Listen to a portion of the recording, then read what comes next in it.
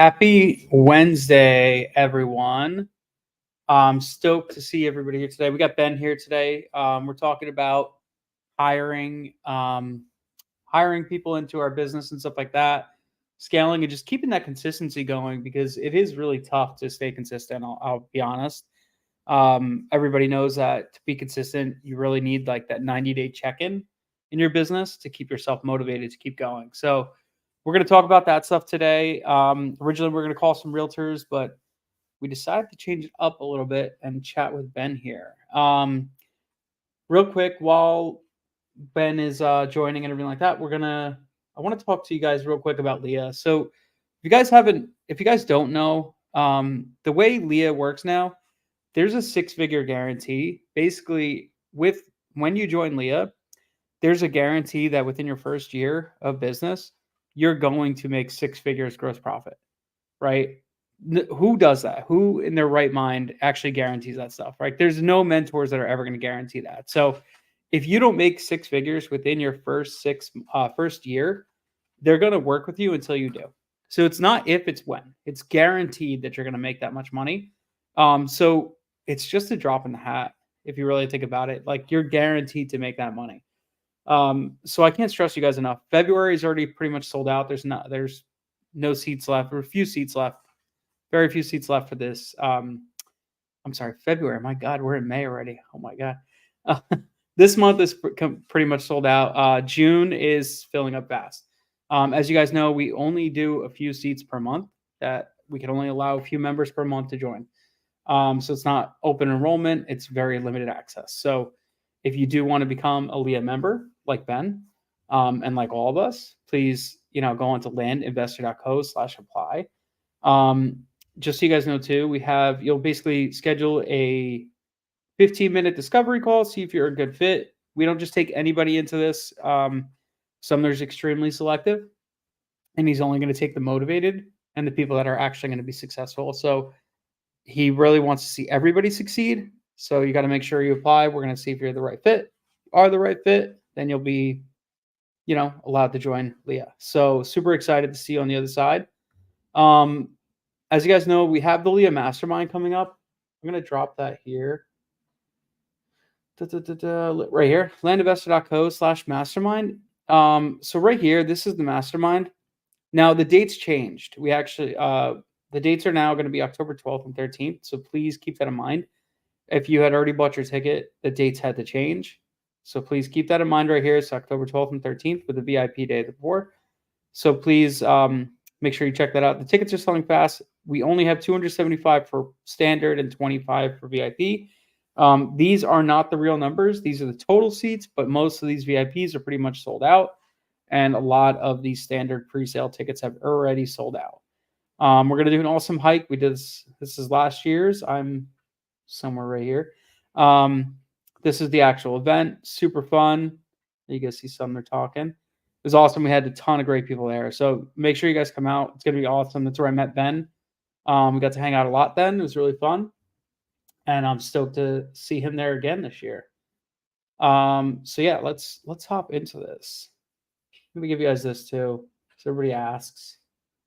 Here's our PA right here. Still our purchase agreement. This PA is available for you guys.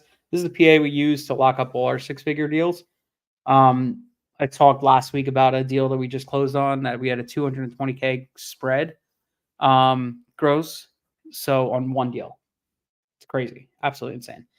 So cool. So let me bring Ben on. What's up, man? Yo, what's going on, Dennis? How we doing, man? Good. First, I just wanted to say, absolutely anyone who's on listening to this should grab their spot immediately for that mastermind. It was super epic. Unfortunately, I can't make it with the date change now. There's a wedding that was on the weekend, so I can't get out of family wedding, but it is a bummer. Really, Friday, man. Dude, I wish. I know. No, it's tough.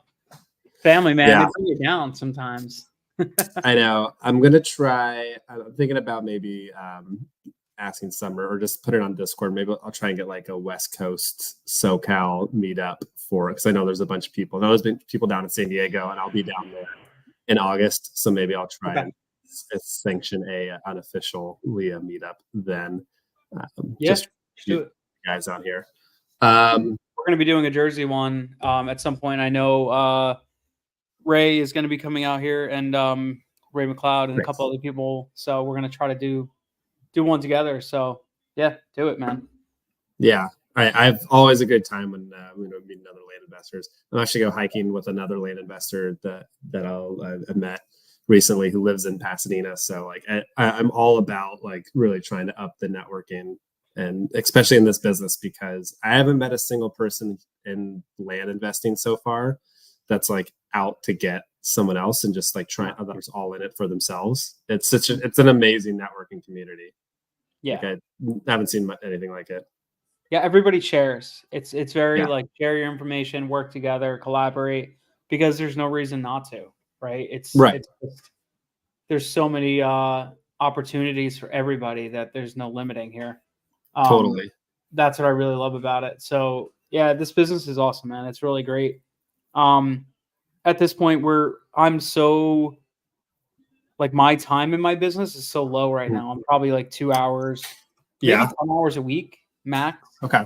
Realistically, which is awesome. Like how many businesses can you run that you're making, 6 figures in a month that you're working less than 10 hours a week? It's insane. What do you spend most of your time on in the land business on a week-to-week basis? So I do 3 things. My main 3 things are market selection, which actually I just passed off. Nice. So that was one of my main things. Market selection. I would do like review my mailers before we sent them out. Okay. And then my last piece of the business was deals when they came in. I would just verify and approve deals. Nice. So those are my main 3 pieces in the business. And the other stuff is like raising capital things. But capital raising is so easy now that it doesn't even really count, because it's just like taking my friends out to dinner and taking people I know who, that's I don't consider that right. Business. You do that every day, and then they it's just a good excuse to get out to dinner, So it's pretty crazy. Now I just passed off the market selection, and I just passed off the deal reviews.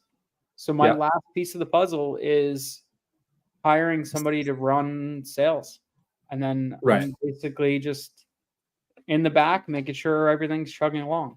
So collecting a check every month. There you go. Pretty much trying to do that, and then just focusing on the higher level things and getting into the bigger stuff, like getting into doing like more bigger subdivides and stuff like that. So how about you?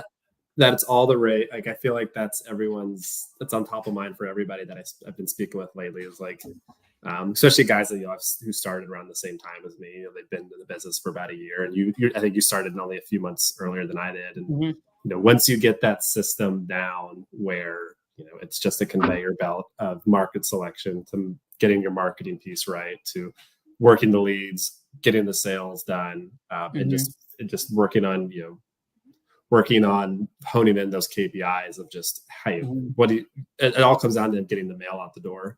Right, for me to start off with, and if you do that on a consistent basis, it works. The system just works. You hit your mailer goal, you're gonna get deals, and so that's what. And once that's been flowing and that's been at a steady pace, it's like it's very easy to systemize. But with that, especially if you get to a decent deal flow, what I found is that those big subdivide deals initially fall into your lap, right? Because you're not going out marketing for it. So the ones that do, that you want it, you look at it and say, oh, how do I unlock all this value out of it?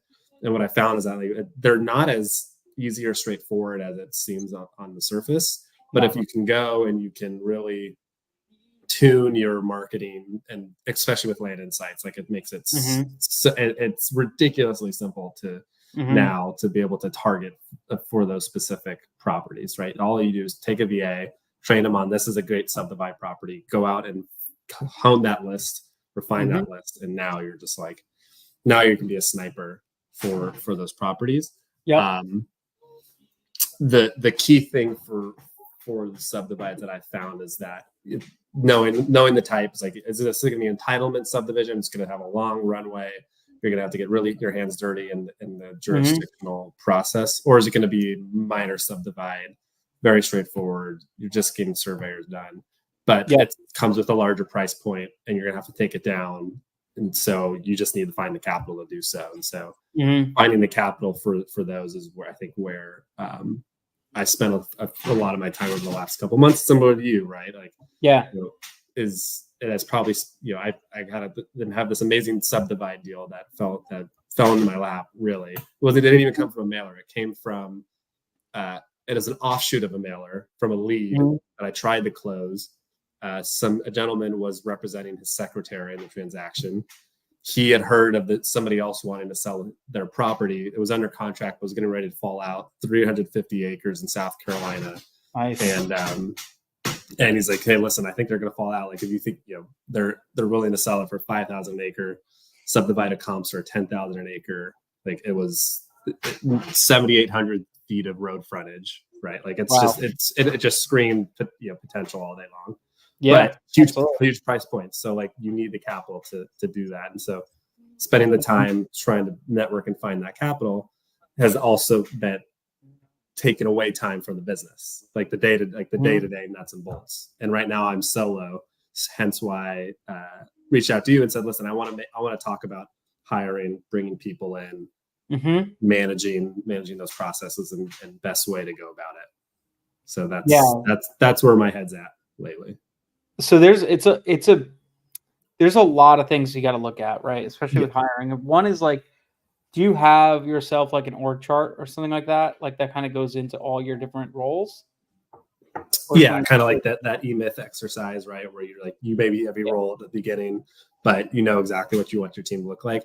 I've got that. Yeah, I have it written, scratched down on like one of my notebooks of like, here's what it should look like at the end of the day, and all the roles that I would end up hiring for. It's lean and mean. It's probably only like 4 or 5 at the end of the day. Yeah, that's good. So once you have that, you could kind of start just chopping that up and saying, okay, what are the roles that I need to fill? What do I need to get off my plate so I can free up my time, right? That's the main thing. So once you start doing that, then it's just a matter of like, okay, scale that out, get somebody else, delegate. And then, the hardest part, I think the hardest position to hire for is going to be your sales. Once you're doing that, because that position is they're visionary-esque. Like they have their own like intentions and growth mindset that a lot of people that are on the sales side tend to come and go. It's not always just money that's going to keep them with you. They want to also grow themselves. Yeah. So it's such a position that could be hard to fill, or maybe you have to refill a lot, right? So building a good team of people around that, or a good team of or a good process to rehire is always important, right? Once you find somebody that's good, make sure you just outline every single process and keep it stored away, because in 6 months to a year, you might have to redo that again, right? So that's the hardest one that's ever going to be. And they're never going to care about the business as much as you are, right? Right. And they're also never going to be able to say yes and no to things like you can. Right. Like when I look at a lead, I'm like, okay, cool, let's just lock this up. Like there's no question about it, right? But when I have an acquisitions person look at it, they're like, let me confirm, let me check, let me do this, let me do that. It's never just a black and white as it is with me. I'm like a yes or no kind of guy. They're like, maybe let me check. So it makes it a little difficult with that kind of stuff. And it's so having like a good, like I actually just did this the other day. It was a pretty good exercise. I'm like, what is the perfect like flip? Like what's a good perfect deal for me, right? And I outlined it pretty well. I was like, perfect flip, perfect deal looks like this. This is the property. There's no, no contingencies. It's got good road frontage. The topography is good. The price point is, below 55% of market. Market looks like deals are moving in less than 3 months. All these little tickers, right? All these little things that would make it like a perfect deal. right? Right. Like that's, to me, having that criteria when somebody gets a lead coming in and they look at it, it's like, oh, this ticks all these boxes. Yeah. Let's lock the deal up. There's no question about it, right? Easy. Yeah, Yeah. easy. So if you could do that, that eliminates like 50% of the questions, right? Right. So now every time they see that deal, and if you're scrubbing, you should only be getting those deals coming in. Then it's just Mhm. like they could just lock them up, right? It's the ones where people call in and say, "Hey, you offered me 50, I want 75," and then you have to look at it and make it make sense, right? Those Mhm. are the ones that are going to be like harder, and you'll have to hire for and a lot, like have to look at and keep reviewing stuff like that. Yeah. Yeah, Um, exactly. but yeah, for the most part, that's going to be the hardest position, and it always will be. You're never going to get away from Mhm. that being um, easy. So Yeah. And I'm out in the market right now for that position too. And yeah, part of what concerns me is making sure that I have enough of the SOPs and enough of that criteria down on paper to be able to share with them and say, hey, you can this is your guide, this is your Bible. I'm not always going to be there to answer your questions on a day-to-day basis, hour-to-hour basis. So right. it needs to be recorded, and just getting this stuff out of my head and onto the paper is what I've been trying to focus on over the last few weeks. The Mhm. goal being having someone starting like on July 1st. So I still got a little bit of time to refine all those processes and Yeah. SOPs down. But that's a great, I mean, having that criteria, right? Like a lead literally came in yesterday that it was like, you check all the boxes, be like, this is easy. Mhm. Right. Like I didn't even have to negotiate price. They sent in the signed contract. Those are the best when they send Those back are the the signed best. Yeah. contract. We're like, I don't even have to negotiate. I can just say thank you, and I'll see you at Yep. the closing table. Yep. Um, Exactly. We're opening escrow. We'll see you soon. yeah, It's exactly. it's like a no-brainer when you get those in. Yeah, So right. having But that then, criteria, and honestly, like I did this the other day, and it was funny. I was like, I couldn't sleep for some reason. We were away this weekend, and I'm like, let me just. I couldn't sleep, so I'm like, I'm gonna write this down. I created this perfect crystal criteria, and what I'm yeah, gonna do is have somebody create like an infographic, and mhm, it'll almost be like it'll have like a little picture next to it of the type of property, and it'll have a little picture of like all the little things that make it like a perfect property. And then it's like now I'll know kind of like, or anybody who sees it will just know that, hey, this is good. Let's just do it, kind of thing. yeah, Um, so yeah, I think it's definitely important yeah. to have that. And then But yeah, on the flip side, when you got that list, if you're missing two or three of them, like, oh, it's got road access, but it's not a great road, or mhm, there's topography on it, but maybe some of the other houses are around it are built on topography. Like it's maybe doesn't check all the boxes. You just train your acquisition manager, your sales guy up, and be like, hey, these are negotiating points. This is what yes, you use if you do need to bring the price point down. And this is what you use when you're out finding other comps mhm, to comp it against. Also, exactly. you hold everything up against each other. Yep. Like I talk about the three pillars, right? In wholesaling, we talk about four pillars, right? But Mhm. we don't really have condition and land. I mean, we kind of Yeah, do, right? Was it clear cut? That's kind of condition. right. But the three pillars are really time, timeline, motivation, and price, right? If their motivation is super high, then Mhm. that right there is your number one, right? High motivation means you could really need to like that's the one you could really drive everything else down. You could drive the price down and the Yep. timeline and all that Yep. stuff. If they have high motivation and a price in mind, which makes sense, then now you just got to cut the timeline down. Say, hey, look, we could close this real quick. Boom, make Mhm. it easy for you. If they have a fast timeline and a high price, right? They probably have good motivation and all that stuff. Well, now it's like, well, we got to just lower this price to get this done, right? You just have to Mhm. kind of move things around to make it make sense, right? If they have Yeah. motivation and price, but their timeline's like, like 7 months from now, well, then it's going to be hard to get them to move unless you're like, okay, well, I might have come up a little bit just to get them to concede right now because it makes sense, right? Mhm. You have to kind of work with that stuff. Yeah. Um, Or so you yeah, option it, right? You pull out your other tricks. So you option it, try and double close, whatever you right, can do. Yeah. Yep.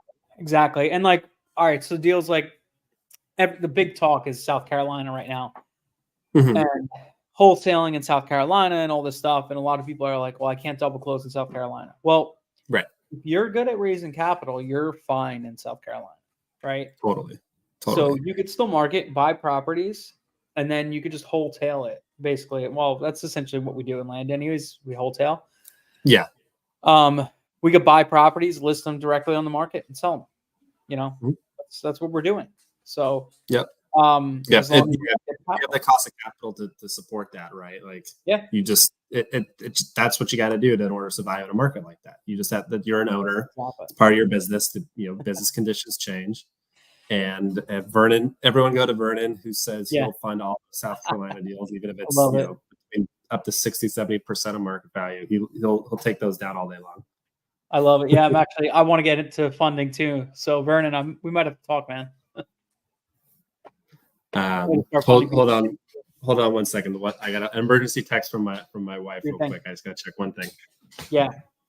So it's important. Like when you're kind of doing all this stuff, you got to really look at yourself and say, hey, how can I optimize different things to then hire them out, right? You can't just give somebody like a whole train wreck of a business and say, hey, I need a position to make this train wreck cleaner, right? You need to kind of like have a good plan in place and then bring somebody in for that plan, right? So, how are you hiring people now? Actually, now that Vernon's on, he let me on to his hiring agency, outsource my tasks. So they're the ones who are going to lead the charge for the acquisition manager. Nice. I recently actually want to also shout out Nick Staley, who I think you had on here probably a couple months ago. He's just started off his land journey. He's a 20-year-old kid going to Grand Rapids Valley College. He was looking for an internship. He threw his hand up in Discord saying, I want to work with somebody who's in the business. I immediately snatched him up by, nice. And he's like, yeah, I'm going to have all this time over the summer. I can do I can put marketing campaigns together. And he's been a rock star so far, just like helping me with market selection, getting the mail list together, pricing the markets. It's nice having someone like him who's been through the LIA course, understands the everything, helping me like put together like the SOPs for that position as well. I'm hoping it doesn't get too successful because I'd love to keep him on as long as I can, but I have a feeling he's going to be too big for me by a very short while. This kid's just like, he's pumping out hundreds of cold calls every day as well when he's not marketing. So like he's going places, but so I've got that set for now. Like it's temporary, but at least it's going to helping me create those procedures and that I can then pass off to the next person when he does eventually move on. But that kind of operational role is going to be is pretty big. Behind that. So that's the problem. Like I said, he's a visionary. So the reason why he's successful is he is a visionary. He's a good kid and he's going to be extremely successful, but his success is not going to work well with somebody working underneath somebody, essentially. So totally.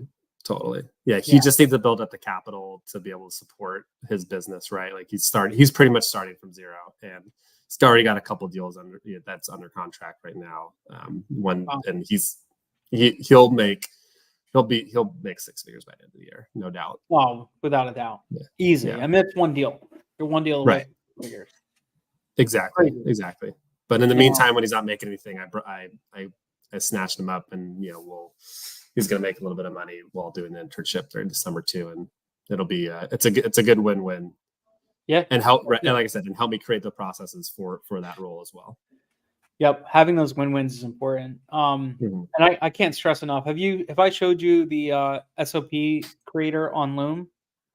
I saw you do it. I think was 2 weeks ago. When you were on here, I was blown away by that. It's absolutely such a super easy little simple thing, but it's like, oh my god, I was like blown away when they came out with that. I could create an SOP just by talking, by doing my task, and it counts all the clicks and does everything for you. Yeah. So when you're looking to, do something like hire somebody, you could just show the task and say, hey, this is what I do, and let it create the SOP for you. And then once it does that, obviously you're going to fine tune it, but boom, fine tune it. And then hire people out. Like I show Exactly. people all the time, like when I'm hiring a position, I create a loom. I just Yeah. make a loom of what I'm doing, and I say, this is the task I'm hiring for. This is what I'm looking to do. And now I can just create that SOP to go with it, and they can replicate me right then and there. And Mhm. boom, now I can hire that position super easy. So, and we do a thing, hire slow, right? We hire Yeah. really slow. Like we'll bring people on for 5 hours, 10 hours a week just to test them and see how they do. Yeah. And, sometimes what we actually do is we hire 3 or 4 people for the same position, and we give them each 5 or 10 hours for the week. Right. Okay. And what that does is it allows me to kind of see who succeeds, because I basically have 4 people I'm looking at, and I Mhm. can see each one of them who's being more successful and who's getting a task done better, right? So my Right. standout, Michelle, she's like my top person. I brought her on and like 5 other people at the same time. She just like stood out from the crowd, like completely Totally. like way out there. I was like, holy crap, this girl's great. She was a little slower, but her quality and all the stuff she did around it was like, wow, she's like so good. So that's when I was like, okay, so I'm definitely keeping you. And then I saw like her position, like what she's good at, and boom, stuck with her. So doing that is like a secret too. Okay. We posted at like we'll post it on like Upwork or Yeah. wherever you really want, and kind of let people come to you. You know, Okay. That's another way to do it too. For outsource your task, when you use that, are you using Yeah. like one of their prepaid plans, or are you doing the DIY, or Yeah. They're doing they're basically the way they charge. I think they charge $1,500 for the placement. It's flat fee. They Mhm. have, I want to say, like a 6 month guarantee. But they'll go, and it's nice because they've hired other acquisition managers before. They found Vernon's acquisition manager, hence the recommendation. Mhm. And so they're familiar with what I'm looking for. If you fill it out, uh, they'll bring you 2 to 3 candidates. They'll vet all, the 100 candidates or so that they get. They'll boil it down to like the 10 or top 10, and then they'll present to you like 2 or 3 that they think will meet your criteria. So, Pretty sweet.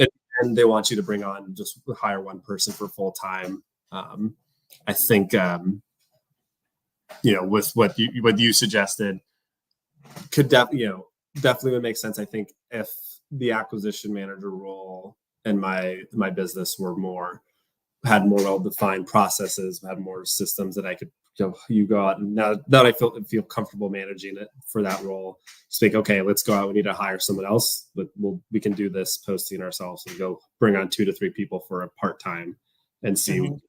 Right. And once you have enough lead, I feel like I only have enough good lead flow in the system just to bring on one acquisition manager anyway. Right. So that part will come as my marketing ramps up. Yeah. But you're just doing blind offers right now, right? That's Blind your. offers, and we're stacking in some other stuff. We've been getting some good SEO stuff. Actually, Michael Orange, if Oh, you interesting. on it. Yeah, Michael Orange is awesome. He built my website for me and kind Yeah. of has been doing all that stuff. And we've been he built my site for me. We've been working back and forth together, and we're getting Yeah. him started in land, and like he's marketing with us and all that stuff, which is great. Awesome guy, and we've been getting some leads from that. Interesting. Nothing that came in that's fully like that we actually bought yet. Okay. But a couple good leads. I'm like surprised actually how it's working. Um, our website's really like good, and our name is good for that stuff. Yeah. Um, you know, so it tracks really well, it searches really well. So between that, we're stacking in. We haven't done any texting. Honestly, I should do texting. I'm just so burnt out by it I, because I you probably did it with your wholesale, right? Like dude, I did it. We used to it's send hundreds of thousands of texts a month, and I'm just yeah. burnt. I'm done. I don't want to Yeah. do it. It's such like a tail chaser, I guess. Hmm. I don't Hmm. know.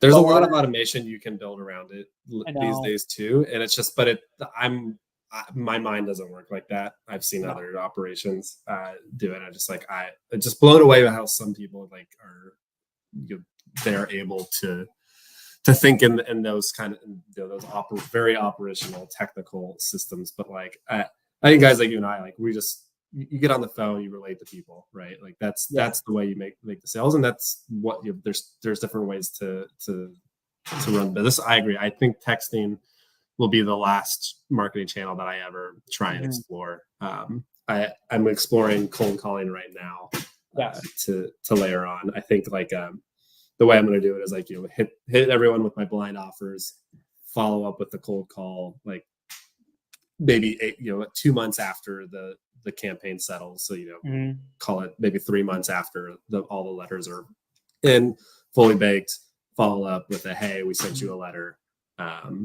Sure. Just wanted to just check to see if you're interested. Yeah. That kind of thing.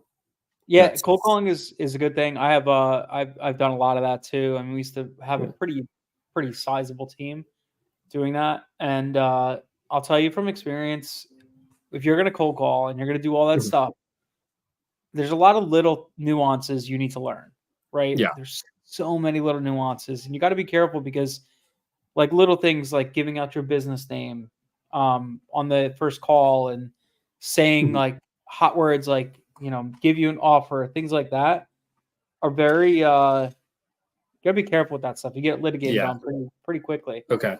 So when we're cold calling, we don't give out our business name. We use like a generic, like we're USA buyers, USA land buyers, or whatever the case may be, right? Just something very generic.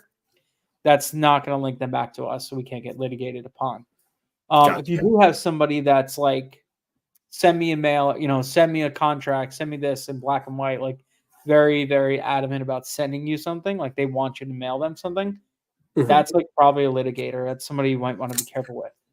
Interesting. There's a lot of things like that. You just have to read the signs, because some people are like, wow, this is such an easy contract to close. Well, it might not be.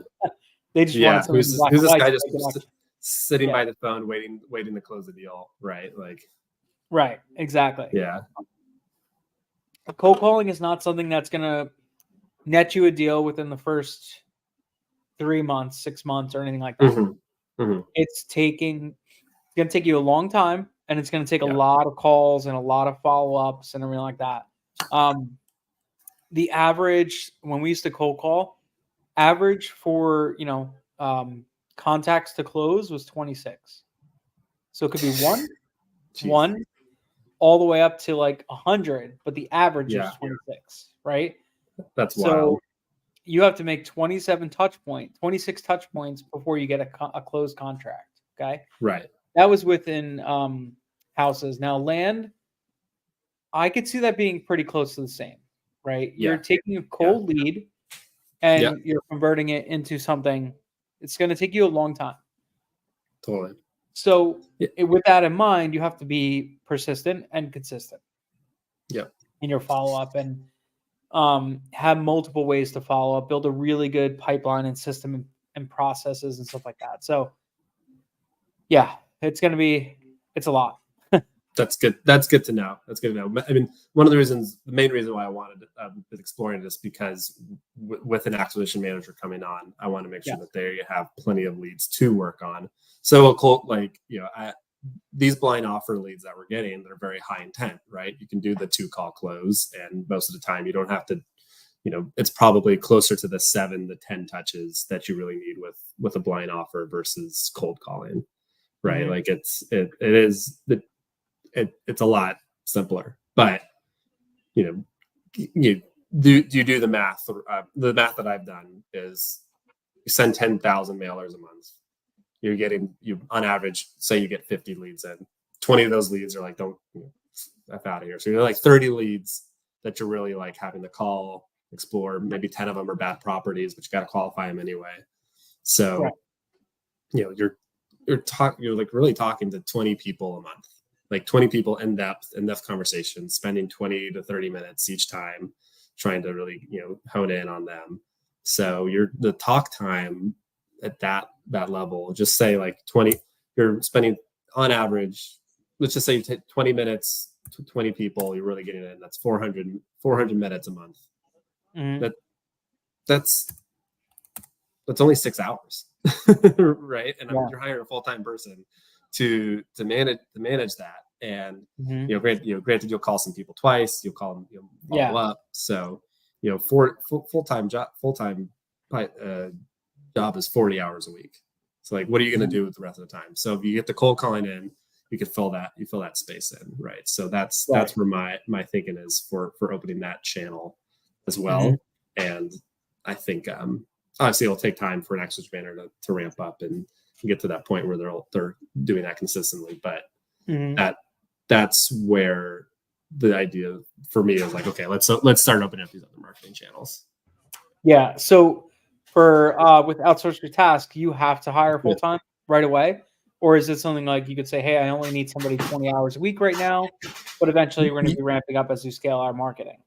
You can let them know. You can let them know that it's like, yeah, it's going to be it'll be start off as part-time. You're paying hourly anyway. I'm going to do a lot of training up front too. It's going to be a lot of like, Mhm. hey, here's all the videos you see. Here's all the past sales training videos that you've done that you need to consume, and you need to write me a report every day. Like the first week is just going to be education. The next week we'll start hopping on the phones, shadowing me as we do so, and then they'll, by the end of the month, they should be running with it full time. Nice. Yeah. And I guess too, you need a backlog of leads or leads coming Yeah, in to kind of like, yeah, no, hey, look, I got to train this person. I got to be able to call all these people to be able to train them, right? yeah. So Exactly, it's right. like So like, you almost have to ramp up your marketing to then anticipate that kind of thing. yeah, you don't want them sitting on their hands. Yeah.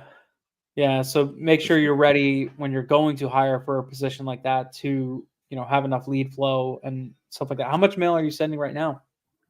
I'm probably, so for this year, I've averaged around 10 to 11,000. This month, I hit 16,000, which is great because now that I've got Nice. Nick on the team, he's been able to just make that such a breeze. So Yeah. we're probably going to I'll probably be closer to around that 15,000 a month going forward. 15,000 a month consistent. Yeah. Yeah. Are you scrubbing your data or not yet?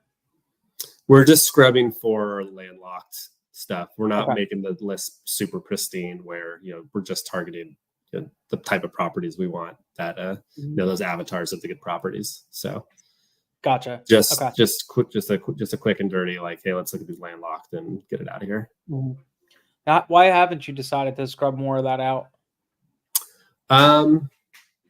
I'd rather bring it, I found that there hasn't been a high percentage of properties that have come in that are just like super undesirable.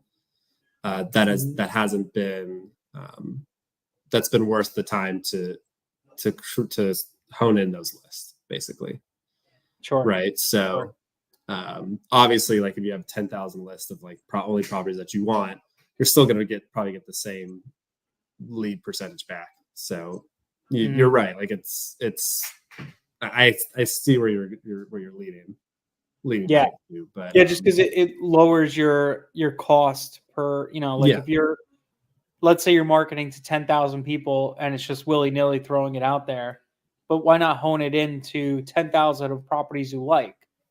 And right. now when they call, it's a good property, right? Yeah. No, It it's drives true. into I think that the hard part for me so far up to this moment has been pulling down enough records and finding enough counties. Obviously insights makes it easier, but finding enough counties and then pricing the counties to make sure that I can pull enough data down from from Land Vision to make that, to hit my 10,000 goal, the 10,000 monthly goal. Now that like now that I have someone like Nick on the team, like that role is basically what that should be, right? And we're evolving sure. that. Where the land scrubbing, list scrubbing is, it is so easy now that that's available. Like before, I just like, I don't want to hire some guy at $4 an hour who's just going to do that on like data tree and just like have to click and choose. I moved over to Land Vision in September, which makes it, Mhm. it's even that much Mhm. harder to really scrub a list. But now Yeah. with Land Insights, now with this role, like it is something that I want to take more seriously. And now I can hire someone $4 an hour. Like, okay, now go through all my clean results, and here's all the avatars and stuff that we don't want at all Sure. whatsoever. Yeah, Yeah. Yeah. I think it's definitely helpful when you do that. It kind of especially for a just, sales manager, right? Like just yeah, knowing this lead is going to be like high a good percentage lead. of conversion. Yeah, Right. It's going to be high percentage. Like now, when it's funny because yeah, we have older leads that are calling us that are pre-scrubbing, and we're like, hmm these leads suck. Like, I don't want these leads. Like, they go yeah, away. yeah, yeah, yeah. So it's kind of like, like it hurts. It actually hurts a little bit when they come in. So it's one of those things. Like, actually, I just had one of my VAs. I told her, I said, I want you to go through because she scrubbed for me. She understands what we're looking for. So I said, I need you to Right. go through the CRM, and I want you to basically scrub our CRM. Anything that's not a deal that we like what we're looking Tag it. for, let's Yeah, get rid of it. yeah, Yeah, like yeah. move it to a different pipeline. I don't even want it. It's hmm one of those hmm things. Like it's not. I instead of me trying to be like a deal maker, I just want to get my consistently good deals, like easy deals to come in. Yeah, Grab the low hanging fruit that looks good, right? I've done so much of the deal making and all that stuff, and it's so hard to scale that because yeah. I can't train people to act on my behalf like that.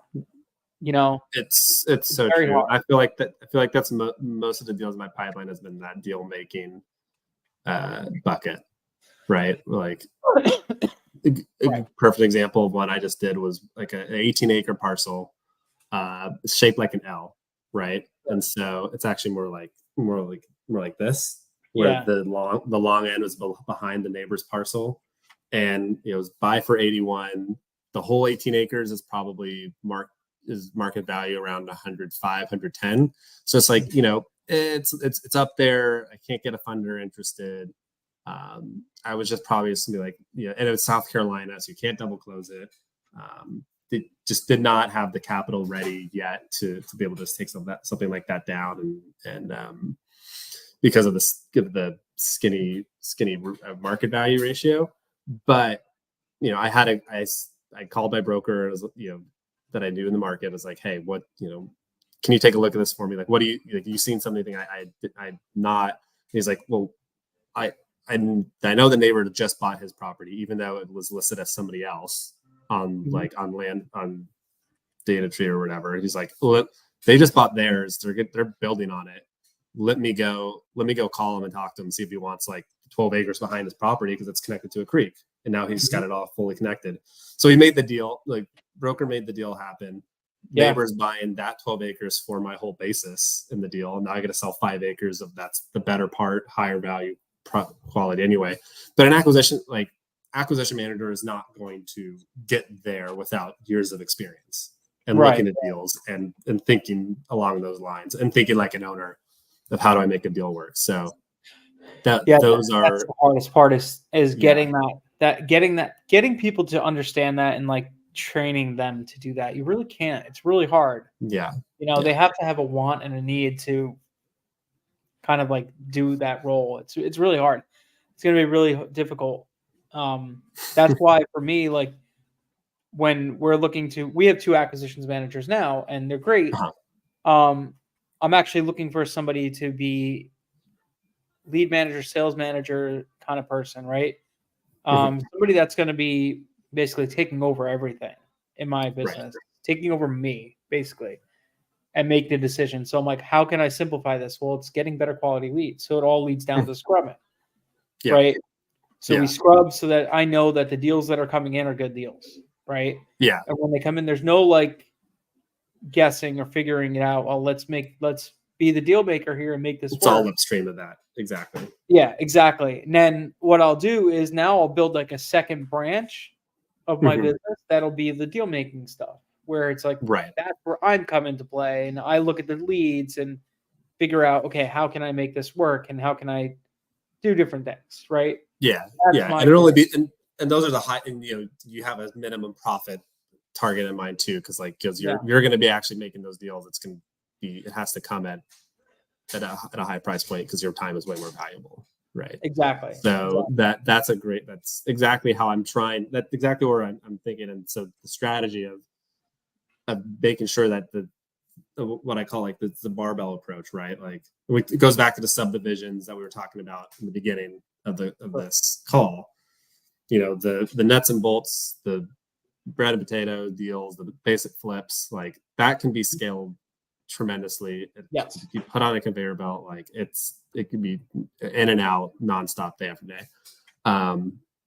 But those bigger deals, the bigger profit deals, like one or two of those deals make your year. Like there's a bunch of guys who I know in the business who've started 4 or 5 years ago, who've scaled up, hired 3, 4, 5 acquisition managers, had 5 list scrubbers. Like they've all cut down to be like just having 1 acquisition manager now, and they're just going after the bigger deals, because once you get to that point of like, I only need to do 5 or 6 deals that are making me $200,000 to $300,000 per deal. Like, why am I keeping this operation up and running? Well, you need to, because you need to be able to support the rest of the business and yourself while you start to get to that level. Yes. So exactly.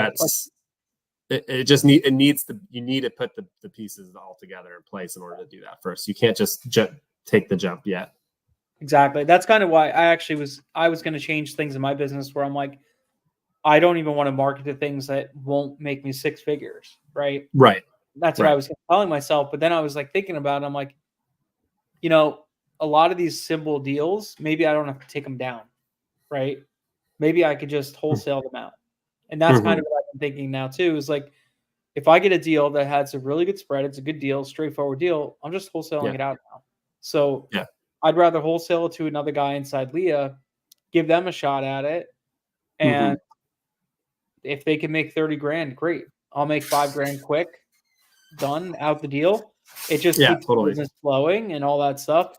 But I'll still keep my marketing up and all that stuff. So it's kind of like one of those things where I'm like fine tuning things a little bit. We're still going different ways. But yeah, I'm thinking about that too. So I really want to focus on getting those 6-figure deals, but we'll still mail. We're basically not mailing anything that doesn't have a market value of 80K or less. Same. Yeah. So if we're doing that, then it allows us to kind of like, that's one selection. I was going to change it and say, I don't want to mail anything that's worth 200K or less, Yeah, but it requires a lot of market selection, refinement, like a lot of data. You're mailing to basically 100 counties versus like maybe 10 counties, right? Right. To get to that scale. Yeah. So we're going to keep going as we're going. With scrubbing, we reduced our mail volume. We were doing like 20,000 a month. Now we're only, I think last month we only sent like 7,000, right? Yeah. But the type of properties we sent to are better. So our mail cost went down. Our numbers, our lead flow went down too. I'd say is that yes, 100% it went down. But the conversion rate, exactly. Like the time it takes to close the deal is less. Like the time it spends on your team is less. You're right. Like you're probably pulling the same amount of data out of Land Vision or whatever, but like you said, you're getting more. You're probably pulling more. Yeah, right. Yeah. You're probably pulling more. Yep. So about how many like on average how many counties it is to get to that 7,000 of like clean and pristine. Probably about 15. I could actually look at my guys real quick. I'll tell you real quick. That's probably that would sound right to me, because like if I'm this past month I sent to here, I've got my list here. I mean,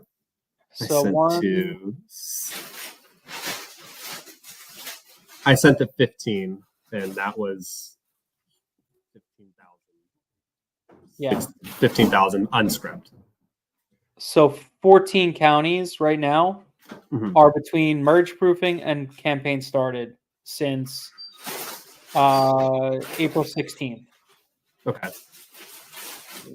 But we basically have 24 counties in total. Right. And that will hit us. Yeah, 24 counties in total. And that's basically for the past 45 days, essentially. Yeah. And then we have more in the pipe that are being scrubbed right now. So yeah, I'd say we're probably about 15 to get to that 7,500, 10,000 list. Like there's one county that we picked that we're like, yeah, let's scrub this down. We ended up only getting 300 records out of it after everything. It's Crazy. like, that's it. But it's because of our pricing and the type of property we're looking for and all that stuff.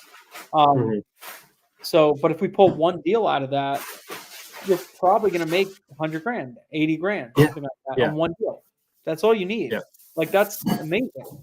So that's where my practice has always been coming into the business is like, my first filter was like yours. Like I'm only going to mail 80,000 market value and above, right? And try and target that $40,000-$50,000 spread in gross profit.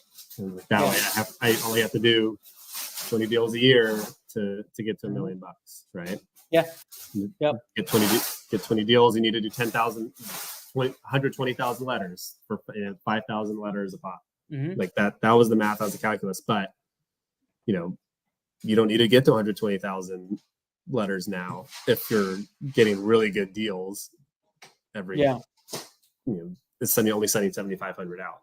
Now your gross value, now your gross profit creeps up. Exactly. Like we've mailed about 58 counties in total, some of them remailing and all that stuff over our total thing. And this year alone, we're almost $500,000 net this year. So, and we've only probably mailed this year alone. This year alone, we've only mailed,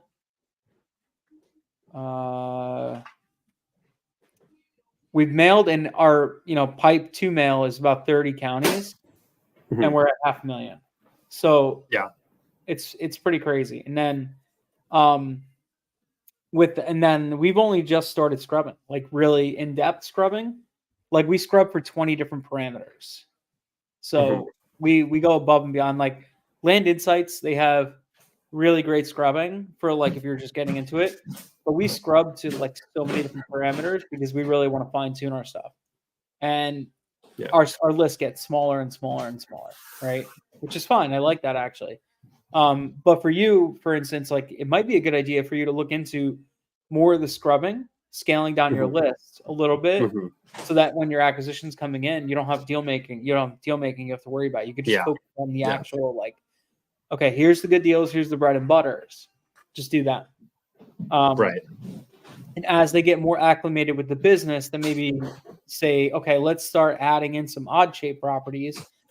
Mailing them like less or mailing them whatever. Like we're actually going to start adding in later on landlocked properties that we've scrubbed out, but remail them more as a neutral letter and just say, hey, if you have access to this property, we'd be interested in buying it. But we're only going to mail like properties that are 25 acres plus. Yeah, exactly. So it's like we know that it's probably a good property if it has access. That's that. But it's the easiest negotiation tool to drop your purchase price on, because you're like, hey, like I can't access it, no one else can access it, but we can make it work. We've done this right. That would be used for sure. Yeah. Neutral letter may be tough because you're gonna get a lot of lead, a lot of calls and be like, yeah, you can access it. You just go over Jimmy's and Bobby's and yeah. Well, I would make sure it's like laid out, has to have legal deeded access, like things like that, and then your intake manager scrubs it, qualifies that even further. Yeah, exactly. So then they would take a look at it and then they would scrub it out a little bit and say, no, there is no legal deed of access kind of thing. And if there's not, then it's like, okay, it's gone. So 100%. That's kind of what we need to do. But yeah. Aaron just asked a question. Hey, would you say it's harder to get good deals in Sumner County or just numbers game pricing? It's just the numbers and pricing game, honestly. You could mail a super hot county and not get a single person to call you, and then remail that same exact county a month later and get 20 calls. It's so weird how it works, but it's just how it works. I don't understand it. Nobody really does. It's time. I can't even say it's timing the market. I don't know what it is. It's just throwing it out there and just seeing what sticks. there's counties that we've mailed. Like I mailed a county that I'm looking at my KPIs right now. I got a 74% response, 0.74% response rate, and we did really good. And we actually had a really good contract rate as well. And I remailed that county expecting similar, and I got zero. I got like 0.00% response rate. Yeah, It's been terrible.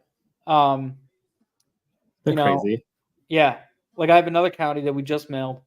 I have a 0.8% response rate, and it's been doing really good. But we still have not contracted a property yet. Right. So we have a really good response rate. We have some pretty decent properties, but all the properties, nothing I'm like in love with that I'm like, we got to move forward on this one. Right. Actually, I lie. We do have like 3 contracts, but nothing that we bought yet because I'm not like totally in love with them. Right. Right. You're pretty quick to get it under contract and then negotiating afterwards, right? Yeah, I'll get it under contract and then I will like assess it. I want to see kind of like what the deal looks like and all that stuff. Sorry, we just remodeled our diners. She's trying to take pictures of the wall. That's okay. Not us. I get it. Yeah, so that's just how it is. It's we try to get it under contract, then we take it from there and reassess. So yeah. But yeah, man, I think that's pretty good. So any other positions you're kind of asking to make any other positions you're looking to fill, or is it acquisitions first? And acquisitions first. I've been really thinking about generalist VA too. Just handling, because I feel handling the inbox, yes, managing everybody else on the team as well. I got a lot of you. You should get a generalist. You should get a pricing VA. Yeah, like my pricing VA is like she runs the business essentially. I say.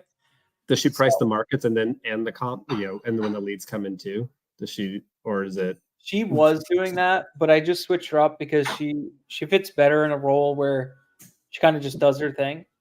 Okay. So now she's doing market selection, pricing the markets, sending them for scrubbing, and then other people scrub it. She brings it back in. She does the merge proofing and uploads and all that stuff. Whatever. All that's her whole role. Got it. So a lot like what Nick's doing for me then, right? Like yeah, exactly. So once we brought her in, she kind of like automated a lot of that stuff. Yeah. And then what we did is we have another VA that was doing scrubbing, and she's like, I'm not getting enough hours because she was doing scrubbing and pricing. So I'm like, well, I actually just had a meeting with her this morning. I'm like, well, I'm going to give you more hours. I'm going to have you do lead intake and some light follow-up. Like, just keep warm leads touched. And like I was saying before, she's going to scrub our CRM. Have her do that. And which, by the way, if anybody wants some leads that are just not fitting me, I'll pass them out to anybody. I don't care. So I'll let you guys know. I'll put together a list and drop it in LIA or something like that. Yeah. So we'll do that, and then yeah. So my next position I'm hiring for, like I said, is like that sales manager role. Not just lead manager, not just acquisitions. I want somebody that will help me kind of like get out of my seat and actually build the whole sales funnel in a way. Right. Like somebody that I could bring other people underneath them to like really it's chief marketing, right? Yeah, exactly. Yeah. Exactly. Like in charge of the whole process. In charge of the whole process, in charge of some of the marketing aspects, like what are the next steps and how we're going to plan to grow and all that stuff. That's the kind of position I really need. And it's going to be a tough hire, man. That's a really tough hire. So, but yeah. So cool, man. That'd be exciting for you to have something like that in your business, because that'll be like, I think that'll be a huge game changer for you, because then you could really step out and be like, you're just the strategy guy playing the chessboard. And I do too many things. That's my problem. We flip houses still. I'm still trying to buy houses and mobile home parks and all that stuff. I have my electrical business that we run, and I've kind of stepped myself out of that a lot. But we're actually looking to put money into that and grow it. And I'm like, I don't know what to do. Like, do I want to do that? Do I not want to do that? I'm back and forth. and then I still project manage for my old company that I used to work for in the union.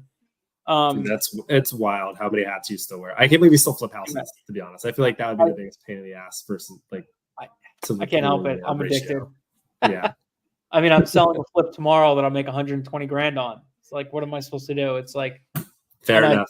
You know, what did I do? I probably spent 50 hours on it, something like that. You know, it sucks, but at the same time, like, I love it. Can't help it. You know, and I've 3 more flips going on that we're doing, and there is something to be said to, you know, bringing these old houses up to snuff. So in some ways, you're doing a good service. Yeah, I do love doing it. It keeps my guys employed and busy.